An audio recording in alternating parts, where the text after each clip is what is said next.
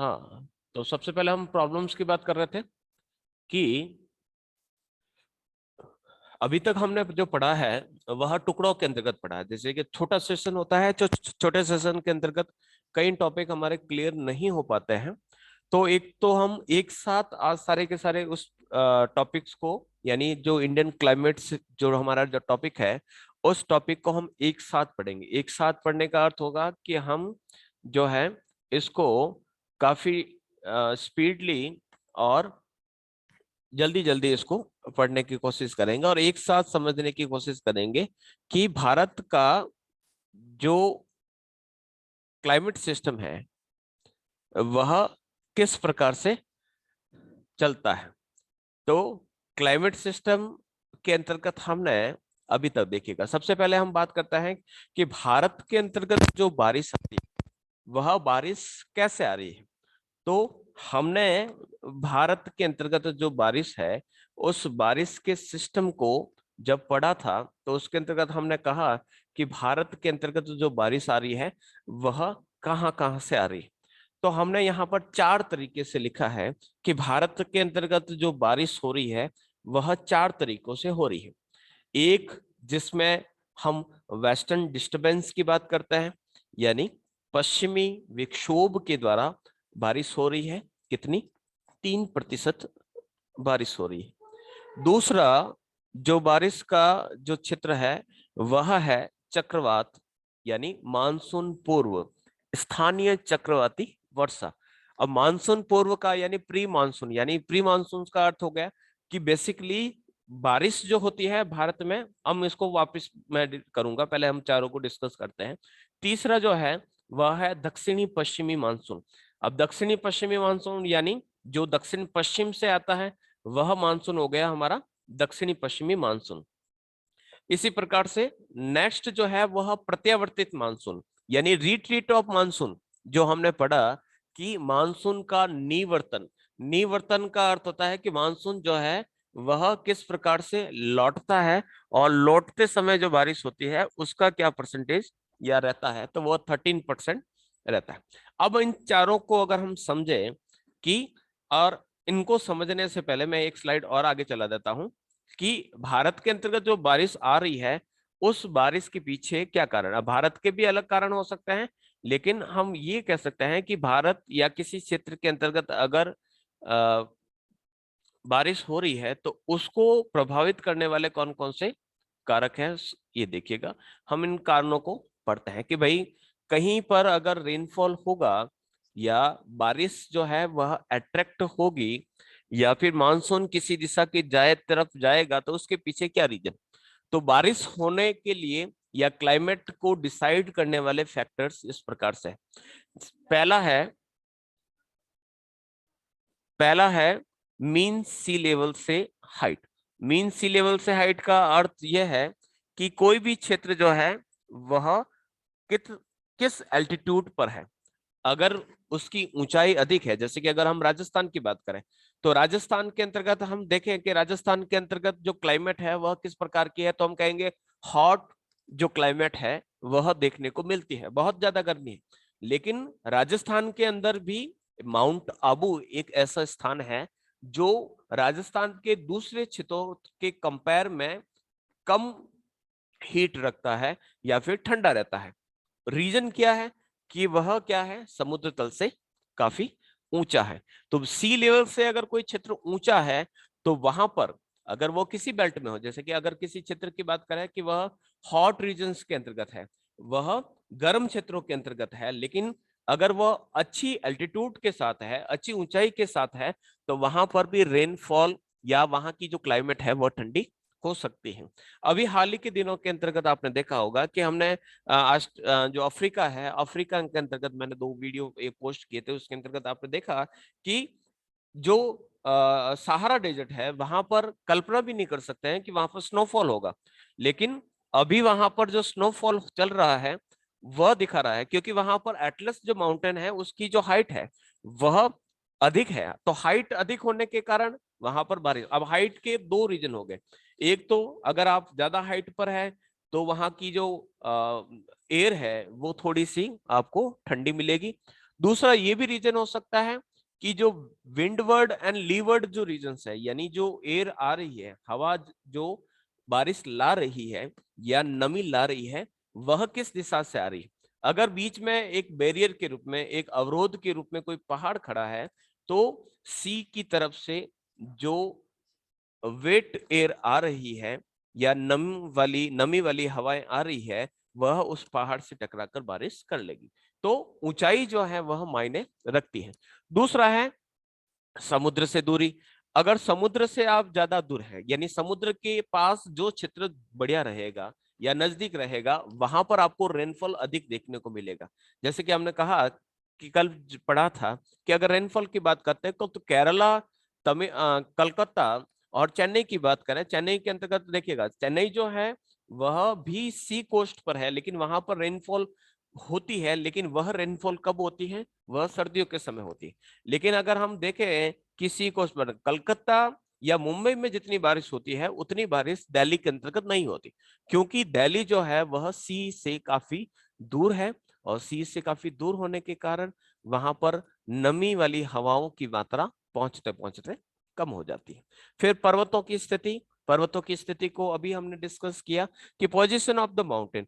अब position of the mountain का अर्थ होगा कि जैसे कि हम अरावली की बात करें, तो अरावली के अंतर्गत क्या फिनोमिना बन रहा है कि अरावली जो है, अरावली की जो दिशा है, अगर हम देखें तो वह उत्तर पूर्व से दक्षिण पश्चिम की तरफ है, और जो हमारा दक्षिणी पश्चिमी मानसून है वह भी इसी दिशा में जाता है। तो जितनी भी जो हवाएं दक्षिण पश्चिम से चलती है, वे हवाएं इस अरावली के पैरेलल चल जाती हैं, और पैरेलल चलने के कारण यहाँ पर बारिश नहीं हो पाती है।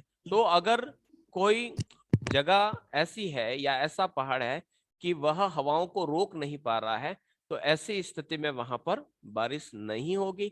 और अगर बीच में, यानी जो विंड्स आ रही है और में अगर बैरियर के रूप में कोई स्थान है, तो वहां पर आपको बारिश ज्यादा देखने को मिलेगी।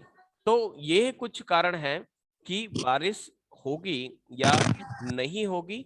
ये जो रहेगा, ये डिपेंड करेगा कि उसके बीच में बैरियर है या नहीं। तो पर्वत अगर सामने है, तो जो विंडवर्ड एरिया है वहां पर आपको बारिश देखने को मिलेगी। और दूसरा जो क्षेत्र जो विंडवर्ड न होकर लीवर्ड है, यानी पवन के सामने वाला नहीं है, तो वहां पर आपको बारिश नहीं देखने को मिलेगी। फिर पवनों की दिशा। अब पवनों की दिशा का अर्थ होता है कि पवन जो है, यानी विंड की जो डायरेक्शन है वो कहां से, अगर विंड की डायरेक्शन सी, यानी समुद्र से अगर स्थल की तरफ है, तो समुद्र से आने वाली जो हवाएं हैं वह बारिश लाएगी और बारिश करेगी। और इसी के विपरीत अगर ऐसी हवाएं हैं जो कॉन्टिनेंट्स यानी महाद्वीपीय या जमीन की क्षेत्र से जा रही है और ओशंस की तरफ जा रही है, तो वो बारिश नहीं लाएगी। इसी प्रकार से नेक्स्ट है उच्च स्तरीय वायु संचरण, यानी हाई लेवल का एयर ट्रांसमिशन जो है। इसका अर्थ है कि हमने जेट स्ट्रीम्स को पढ़ा था, यानी जो उच्च वायुमंडल है, यानी जहां पर जेट स्ट्रीम्स चलती है, वहां पर किस प्रकार का फिनोमिना बन रहा है, कैसे हाई प्रेशर और लो प्रेशर बन रहा है, वह भी डिसाइड करता है कि किसी क्षेत्र की जो क्लाइमेट है वह किस प्रकार की रहेगी। फिर है वेजिटेशन का कवर। वेजिटेशन का कवर बढ़िया है तो वो मानसून को अट्रैक्ट करता है, या फिर वहां की जो क्लाइमेट है वह उस वेजिटेशन के हिसाब से डिसाइड होती है। फिर है मेगाच्छादन। मेगाच्छादन जो है वह क्या है, यानी अगर क्लाउड कवरिंग एरिया है, यानी क्लाउड्स कवर्ड है, तो ऐसी स्थिति में, यानी ज्यादा क्लाउड कवरिंग रहेगी तो इंसोलेशन कम आएगा, इंसोलेशन कम आएगा यानी सूर्य का प्रकाश अगर किसी क्षेत्र पर कम आ रहा है, उसके पीछे कारण क्या है कि आसमान के अंतर्गत बादल छाए हुए हैं। तो ऐसी स्थिति में वहां की जो क्लाइमेट होगी वह कंपेरेटिवली थोड़ी सी ठंडी होगी। इसी प्रकार से लास्ट जो है सी करंट्स, यानी ओशन करंट्स जो होती है। ओशन करंट्स बेसिकली दो प्रकार की होती है, टू टाइप्स की होती है। एक हॉट होती है और एक जो होती है वह कूल होती है या कोल्ड करंट्स होती है। जहां कहीं पर भी होल्ड हॉट करंट्स होगी तो वहां पर पर्सिपिटेशन यानी बारिश के जो चांसेस है वो बढ़ जाते हैं। कोल्ड करंट्स होगी तो वहां पर आपको इवेपोरेशन नहीं मिलेगा, ऐसी स्थिति के अंतर्गत वहां पर बारिश नहीं होगी। और बेसिकली वो रीजन जो होंगे वह डेजर्ट के रूप में गिने जाएंगे। यानी अगर ओशन करंट्स कोल्ड है, किसी कोस्ट के पास बहने वाली जो सागरीय धाराएं हैं वह अगर ठंडी है, तो वहां पर आपको डेजर्ट देखने को मिलेंगे। और अगर आपके सी कोस्ट के पास अगर ओशन करंट्स हॉट है, तो ऐसी स्थिति में वहां पर अच्छी बारिश देखने को मिलेगी।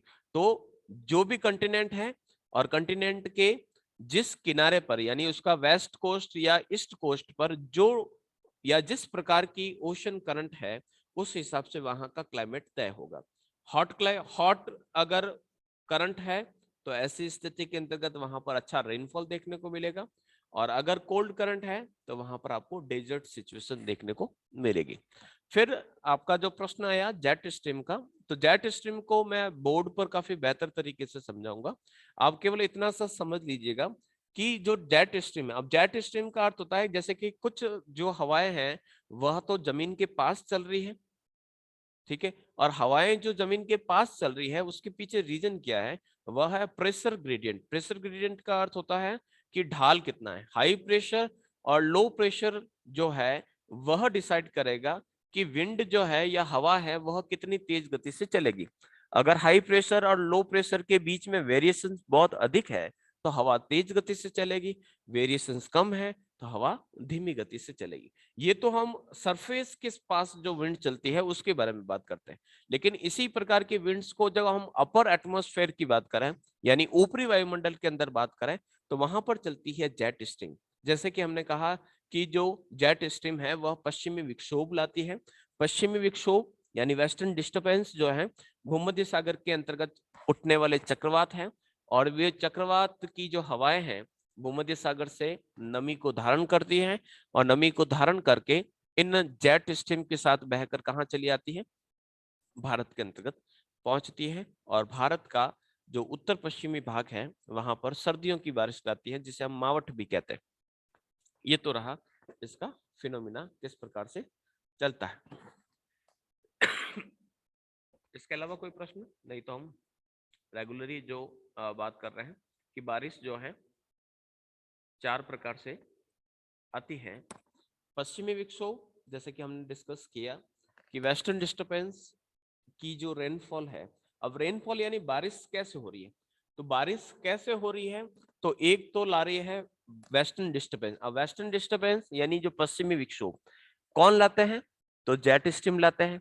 जेट स्ट्रीम क्यों चलते हैं, तो हम कहते हैं कि तिब्बत का जो पठार है वह काफी गर्म हो जाता है, जिससे वहां की वार्म एयर राइज होती है, लो प्रेशर बनता है।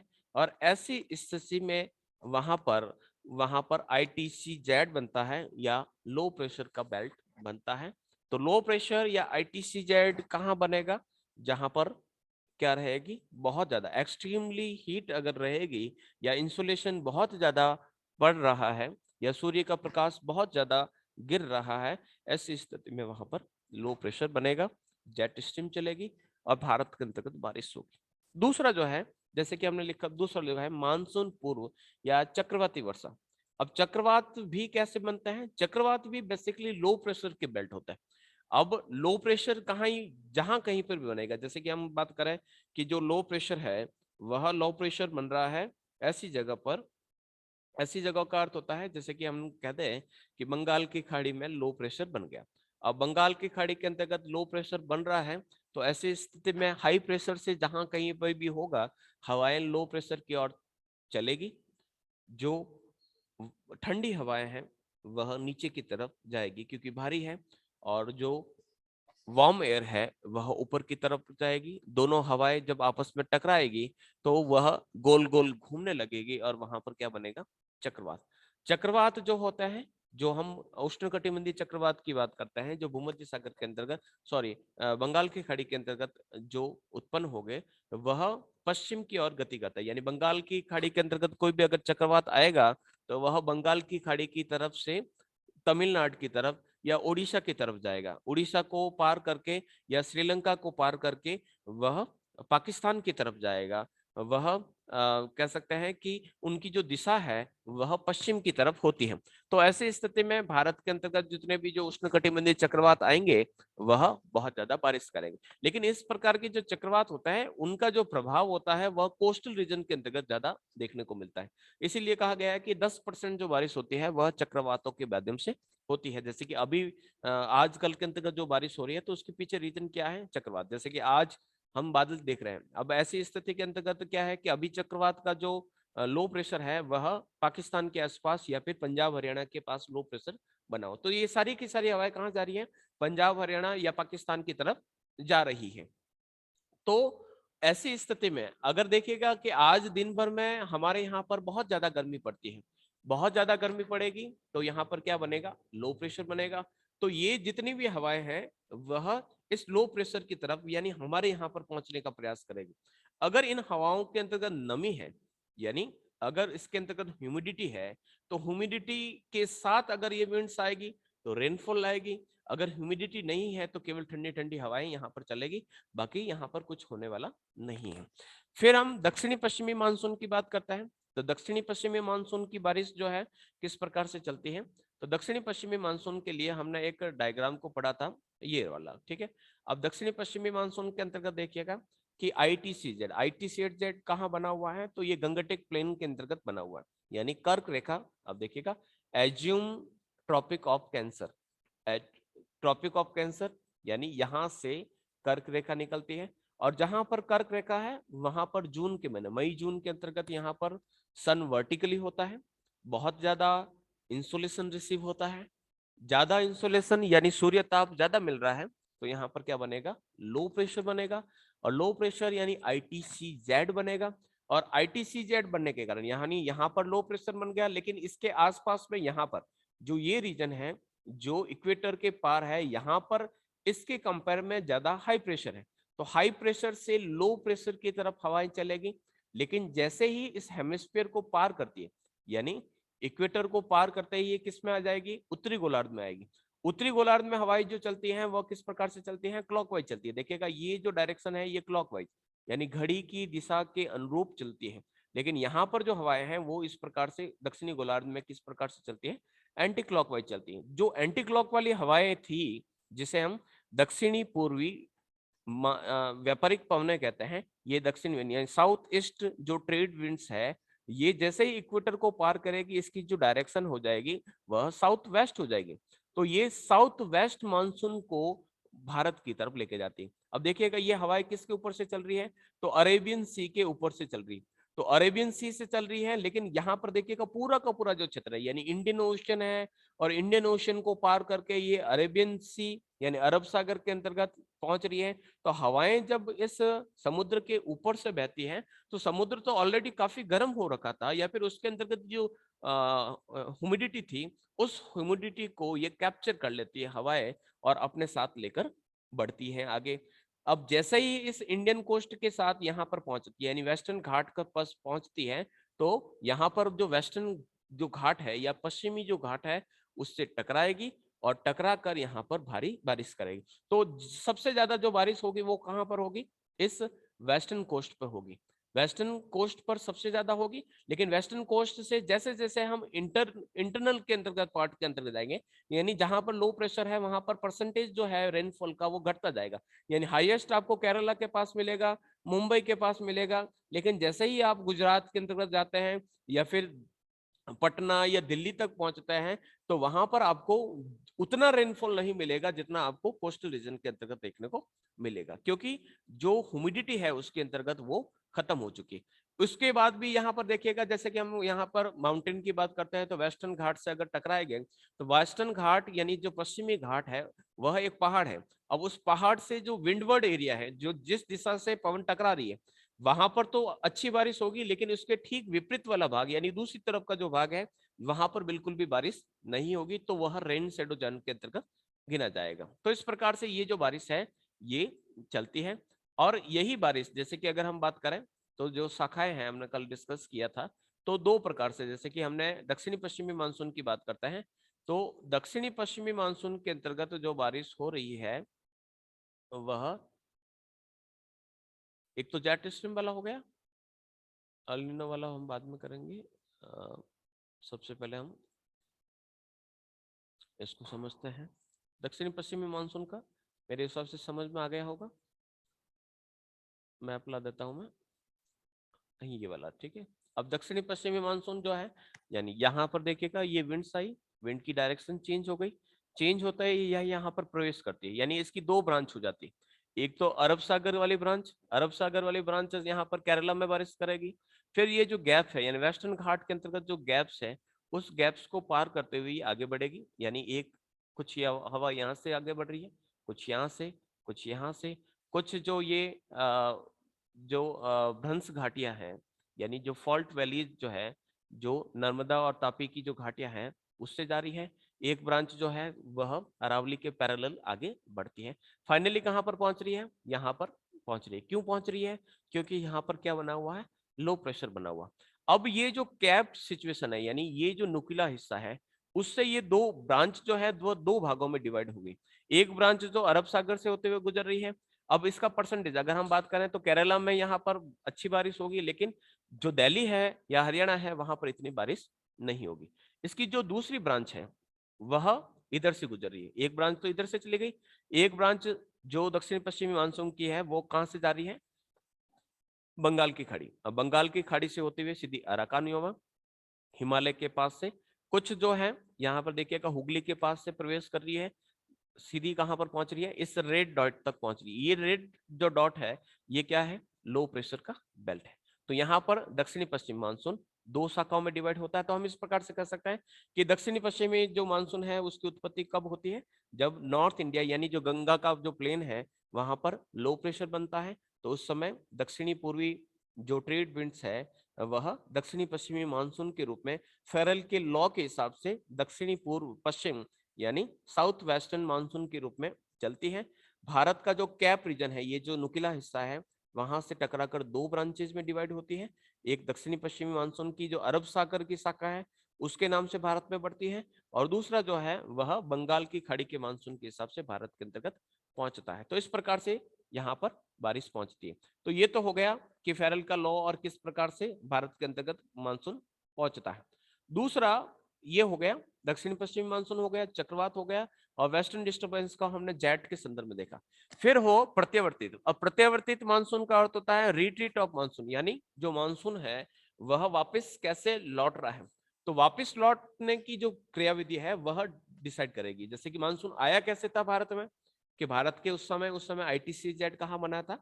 भारत में बना था, उत्तरी भारत के अंतर्गत बना था। ITCZ या लो प्रेशर क्यों बना था? क्योंकि वहां पर गर्मी ज्यादा थी। गर्मी का कौन सा महीना था? तो मई जून का महीना था। अब जो प्रत्यावर्तित का अर्थ होता है कि जो रीट यानी लौटने वाला मानसून। तो लौटता हुआ जो मानसून है वह 13% बारिश करता है। अब लौटता हुआ जो मानसून है वो किस प्रकार से बारिश करता है? तो इसे हम उत्तरी पूर्वी मानसून कहते हैं। अब उत्तरी पूर्वी मानसून क्यों कहते हैं? तो हम यहाँ पर देखिएगा कि अगर हम इसको स्टडी करें कि विंटर के अंतर्गत देखिएगा, समर के अंतर्गत, यानी ये तो हो गया जो समर का बी जो इंडिकेट करता है, यानी साउथ वेस्ट मानसून यानी दक्षिणी पश्चिम मानसून ITCZ बनाओ यहाँ पर। अब यहाँ पर लिखा हुआ इंटर ट्रॉपिकल कन्वर्जेंट जोन, यानी ITCZ जो है वो कहाँ बन गया? यहाँ बन गया, यानी इंडियन ओशन के अंतर्गत मेडागास्कर के पास बन गया। तो सारी की सारी यानी यहाँ पर लो प्रेशर बन गया। ये लो प्रेशर कब बनेगा? जब इंडिया के अंतर्गत विंटर्स होंगे। विंटर्स कब होंगे? जहां पर आपको यहाँ पर सूर्य का प्रकाश कम गिर रहा है, या अभी वर्तमान का समय देख लीजिए तो नवंबर दिसंबर के महीने के अंतर्गत लो प्रेशर कहाँ बन गया? यहाँ पर इंडियन ओशन के अंतर्गत बन गया। तो नॉर्थ वेस्ट मानसून के रूप में हवाएं जो हैं वह, यानी यहाँ पर क्या बन गया? भारत के अंतर्गत हाई प्रेशर है और यहाँ पर लो प्रेशर है, तो हवाएं वापस लौटती है। तो वापस जब लौटती है तो वह आपका कहलाता है प्रत्यावर्तित काल या मानसून का लौटना। और इससे हमारे भारत के अंतर्गत जो है वह 13% जो है वह बारिश होती है, यानी लगभग 13% जो बारिश होती है वह लौटते हुए मानसून के द्वारा होती है। इसका भी एक डायग्राम था। लेकिन ये लौटता हुआ मानसून जो उत्तर पूर्वी मानसून है वह बंगाल की खाड़ी से नमी, अब ये हवाएं कहां से आ रही है? जैसे कि हमने कहा कि भारत से आ रही है। तो भारत से हवाएं आ रही है तो उसके अंदर ह्यूमिडिटी इतनी नहीं है, ह्यूमिडिटी नहीं है तो बारिश नहीं करती है। तो सूखी हवाएं चलती हैं जैसे कि सर्दियों के अंतर्गत चलती हैं। लेकिन जब ये बे ऑफ बंगाल के अंतर्गत आती है, तो बे ऑफ बंगाल के अंतर्गत जैसे कि यहाँ पर देखिएगा हवाएं जो चल रही हैं, यानी ये ईस्ट से, नॉर्थ ईस्ट से साउथ की तरफ चल रही है। तो ये जो हवाएं चल रही है, तो जिस दिशा में, यानी यहाँ पर क्या है, लो प्रेशर है, इस तरफ क्या है, हाई प्रेशर। तो ये हवाएं जब देखिएगा, अब ये हवाएं बिल्कुल भी बारिश नहीं कर रही है, लेकिन ये जो है, जो बे ऑफ बंगाल के ऊपर से हवाएं चल रही है, ये कहाँ पर टकराएगी, कोरोमंडल कोस्ट पर टकराएगी, और यहाँ पर सर्दियों के अंदर बारिश करेगी। तो जो प्रत्यावर्तित जो काल है या लौटते हुए मानसून के द्वारा जो बारिश होती है, वो 13% यहीं पर कोलकाता के तट पर होती है। तो इस प्रकार से ये भारतीय मौसम इस प्रकार से कार्य करता है। ये सारी की सारी थ्योरीज और सिस्टम्स को हमने पढ़ा है। इसके बाद रहता है भारत के अंतर्गत कौन कौन सी ऋतुएं हैं, कौन कौन से सीजन्स हैं, उनको हम नेक्स्ट क्लास के अंतर्गत डिस्कस करेंगे।